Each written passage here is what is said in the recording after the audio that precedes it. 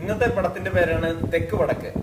ഈ പടം ഒരു കോമഡി ഡ്രാമ വിഭാഗത്തിൽ പെടുന്ന ഒരു പടമാണ്. ഇതിനകത്ത് മെയിൻ ആയിട്ട് അഭിനയിച്ചിരിക്കുന്നത് സുരാജ് വെഞ്ഞാറമൂട്, അതുപോലെ വിനായകൻ. ഈ രണ്ട് ക്യാരക്ടേഴ്സ് ആണ്, അതായത് ശങ്കുണ്ണി, മാധവൻ എന്ന രണ്ട് ക്യാരക്ടേഴ്സ് ആണ് ത്രൂ ഔട്ട് ഉള്ളത്. ഈ പടത്തിന്റെ ഒരു പ്ലോട്ട് എന്ന് പറഞ്ഞാൽ 30 വർഷത്തിൽ കൂടുതലായിട്ട് രണ്ട് കുടുംബങ്ങൾ തമ്മിലുള്ള കോടതി വ്യവഹാരം കാര്യങ്ങൾ, അതായത് കോടതിയിലുള്ള അവർ തമ്മിലുള്ള ഏറ്റുമുട്ടലാണ് ഈ പടത്തിൽ കാണിക്കുന്നത്. പ്രധാനമായും നമ്മൾ നോക്കുമ്പോൾ ഈ രണ്ട് കഥാപാത്രങ്ങൾ തമ്മിലുള്ള കാര്യങ്ങൾ, അതായത് അവർ രാവിലെ എണീക്കുന്നു, ജോലിക്ക് പോകുന്ന പോലെ കോടതിയിലേക്ക് വരുന്നു, കോടതിയിലുള്ള കാര്യങ്ങൾ, കേസ് വീണ്ടും വീണ്ടും നീട്ടിവെക്കുന്നു. അങ്ങനെ നമ്മൾ കോടതിയിൽ ഒരു കാര്യം എത്തിക്കഴിഞ്ഞാൽ പിന്നെ നമുക്ക് അതിന്റെ പുറകെ നടക്കാനല്ലേ സമയം ഉണ്ടാവുള്ളൂ. ഈ പടത്തിൽ അങ്ങനെ കാണിക്കുന്നുണ്ട്. അത് നമുക്കൊരു റിയലിസ്റ്റിക് ആയിട്ടുള്ള രീതിയിൽ അവർ എടുത്തു വെച്ചിട്ടുണ്ട്, വലിയ കുഴപ്പമില്ലാതെ എടുത്തു വെച്ചിട്ടുണ്ട്. പിന്നെ നമ്മൾ ഇതിലേക്ക് വന്നു കഴിഞ്ഞാൽ ഒരുപാട് നെഗറ്റീവ് ഉള്ള പടമാണ്. പോസിറ്റീവ് എന്ന് പറഞ്ഞാൽ നമുക്ക് ജസ്റ്റ് മനസ്സിലാക്കാം, നമ്മളൊരു മനുഷ്യനും ഈ ഭൂമിയിൽ ജയിക്കുന്നില്ല, അതായത് ആരും തന്നെ ജയിക്കുന്നില്ല.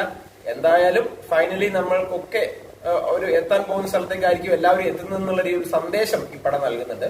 പിന്നെ ഈ ഹാഫ് ടൈം വരെ നോക്കുവാണെങ്കിൽ ഈ പടത്തില് പ്രത്യേകിച്ചും കോമഡി ഒന്നും വർക്കായിട്ടില്ല. കാരണം അവര് കോമഡിക്ക് വേണ്ടി ചെയ്ത കാര്യങ്ങളൊക്കെ നമുക്ക് ചിരി സമ്മാനിക്കുന്നില്ല, നമുക്ക് ചിരി വരുന്നില്ല. അപ്പൊ ഇതിനകത്ത് സംവിധാനം ചെയ്തത് പ്രേംശങ്കറാണ്, കഥ എഴുതിയത് എസ് ഹരീഷാണ്. പിന്നെ പ്രത്യേകിച്ച് കഥയോ തിരക്കഥയോ അങ്ങനെ കാര്യമായിട്ടൊന്നും ഇല്ല. രണ്ട് കുടുംബങ്ങൾ തമ്മിലുള്ള, പ്രത്യേകിച്ച് ഈ രണ്ട് വ്യക്തികൾ തമ്മിലുള്ള ഒരു ഏറ്റുമുട്ടലാണ് കാണിക്കുന്നത്. ഒരു സന്ദേശം ഈ സിനിമ എന്തായാലും തരുന്നുണ്ട്. ചിരി പ്രത്യേകിച്ചും ഒരു കോമഡി എന്നുള്ള വിഭാഗത്തിൽ പെടുത്താൻ പറ്റില്ല. നിങ്ങൾ കുടുംബമായിട്ട് പോയാലും നിങ്ങൾക്ക് ഒരു ആർത്തുല്ലസിച്ച് കാണാൻ സാധിക്കുന്ന ഒരു പടമായിട്ട് എനിക്ക് തോന്നിയില്ല.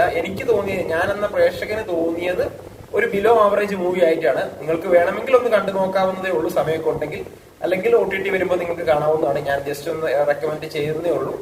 അപ്പോ നമ്മളുടെ അടുത്ത റിവ്യൂ ആയിട്ട് കാണാം. നമ്മുടെ ചാനൽ ഒന്ന് സബ്സ്ക്രൈബ് ചെയ്ത് കഴിയുമെങ്കിൽ ഒന്ന് ബെല്ലൈക്കൻ കൂടെ എനേബിൾ ചെയ്ത് വെക്കാൻ ശ്രമിക്കുക. Thank you for watching. All the best.